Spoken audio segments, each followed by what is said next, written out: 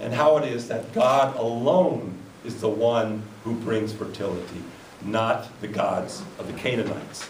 That's the overriding concern that the Yahweh has, is it's not Baal, it's not Ashtaroth. Don't look to those gods for fertility, don't pray to them. They're not going to do that. God alone, Yahweh, is the one who brings fertility. And this story says that. God took the dry land and he made it flourish, a garden, and he created a man to till the garden so that it would reproduce and grow, and he created animals so that they could, and then created Eve so that life could be produced. And it comes from God alone. The idea of then there's a famous line there towards the end where it says, and therefore a man leaves his father and his mother and clings to his wife, and they become one flesh. And so the idea is that that's how the rest of the world came to be, is that God made it happen by creating the conditions for fertility, for things to be reproduced. What's ironic about this statement about a man leaves his father and his mother and clings to his wife is that in actual practice, it was the woman who left her mother and father and went to live with the father's household. Always. That was always the case in ancient, and still is the case in many cultures today.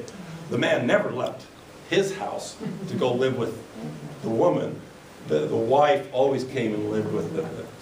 But the idea here is that this is how family and reproduction and children became to be. And so for the Yahwehs, the story of creation is about how is it that progeny and reproduction takes place. This is an exclamation point. How does it happen? God makes it happen in the story. That's basically what the Yahwehs is trying to say, is that it is Yahweh that does this, not Baal and not Ashtaroth. I'm going to stop here for a second and ask if there's any questions anybody has about how this story plays out. Well, I just how was this received by the people at the time of the Yahwehs? Did they? We don't know. Oh, we don't. Yeah, we don't know. They didn't suddenly give up Yeah. Baal, or Yeah, well, and I mean, it was obviously a continuing problem because throughout the all of the reigns of, so if you remember your ancient Jewish history, soon after Solomon dies and his sons they start competing for the crown, and over the course of the next maybe 2 reigns, the land splits into 2 countries, Israel and Judea, and they are on competition with each other, rivals for the next, well, until they're both destroyed.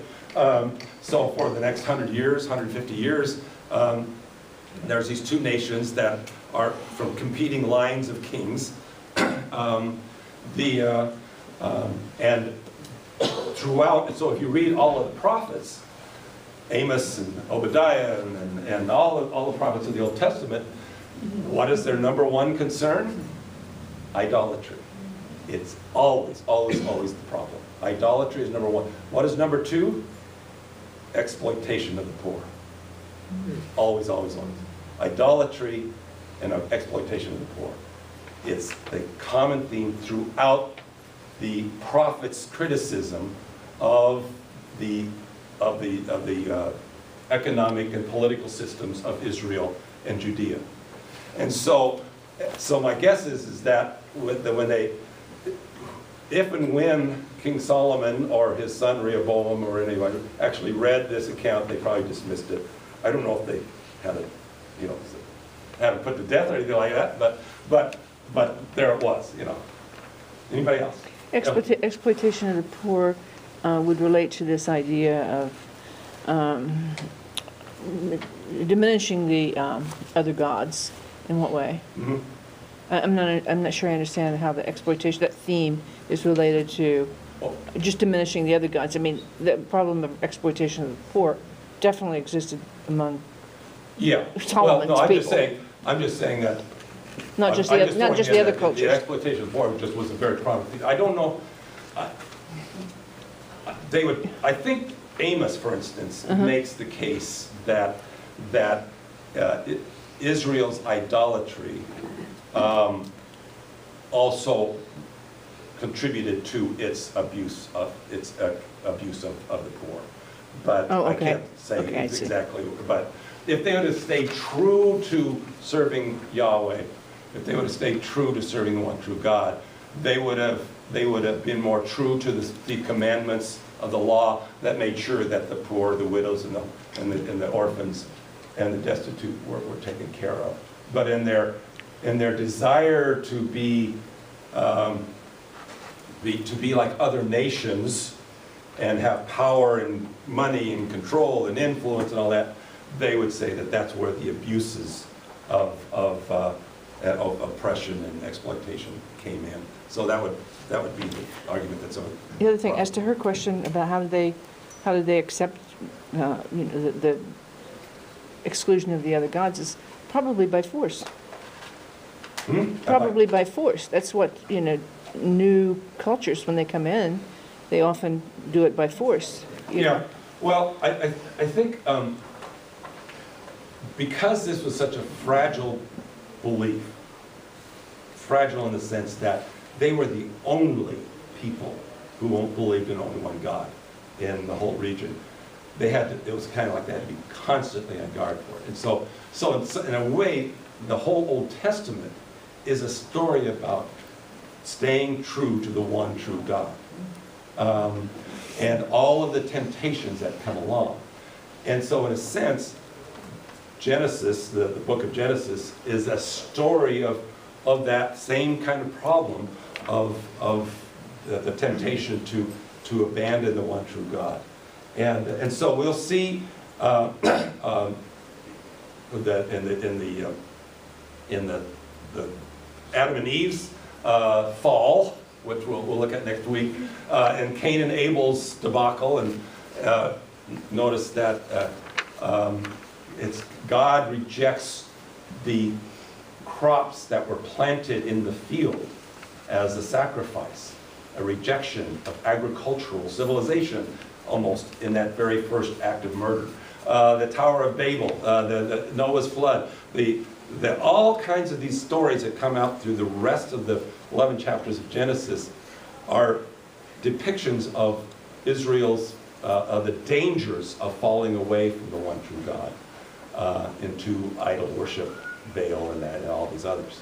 So that seems to be the main story. Yes? How would you compare the malleability of the text back then versus now? So this is kind of sounding like they had a little more flexibility for editing and revision. Or? Oh yeah. They had no copyright laws,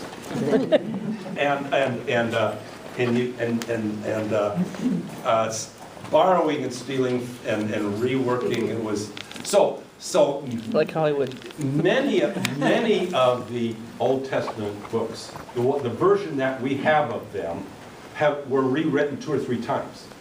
I wrote my Hebrew paper in seminary on the book of Amos, and I didn't realize until after I had chosen as a topic that my Hebrew professor, Bob Coote, had already written on this.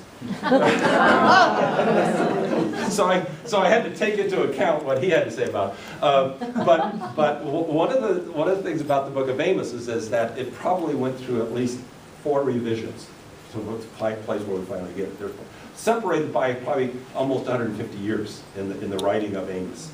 You could actually find these different layers of writing that were added in and then reworked and edited because in each generation there was a different issue, a different purpose for what had to be done, and so the material was reworked. So the malleability, that's a good word for it. They were willing to do almost anything with it. But again, to the priestly writer's credit, they didn't rework Jay's material. They just accepted it, adopted, put it in. Even though there seem to be these contradictions, even though there are these different things, they realize that in some way, this is part of the complete story of what it means.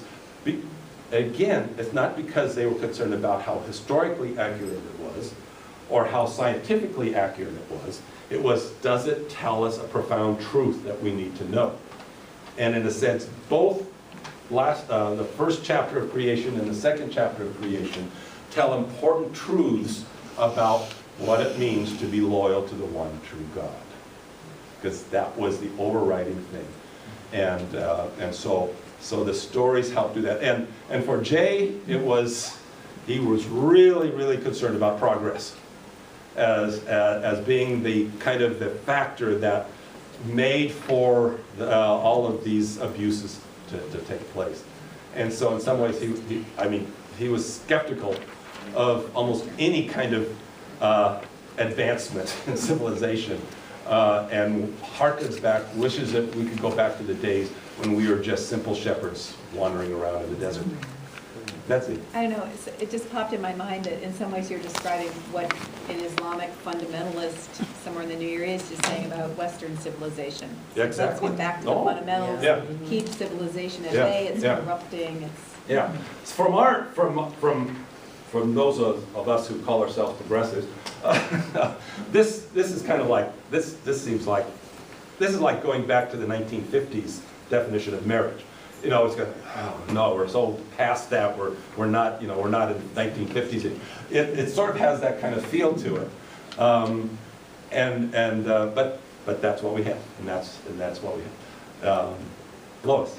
Well, I noticed that while the P's kept the J account, they snuck their version in ahead. Yeah, they made theirs first. Yes.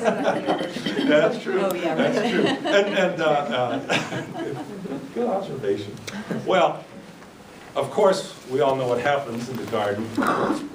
There we go. We know what happens in the garden. This wily creature called the serpent shows up. And that's for next week. We'll find out who the serpent is and what he represents and how everything fell apart and one fell through. P and J could have been groups of people, right? Not just one person. Well, could be. They tend to think of it as, they just tend to think of it as one person. You had fun getting these images, Well, right? these are fun, yeah. Well, just think of how much art has been created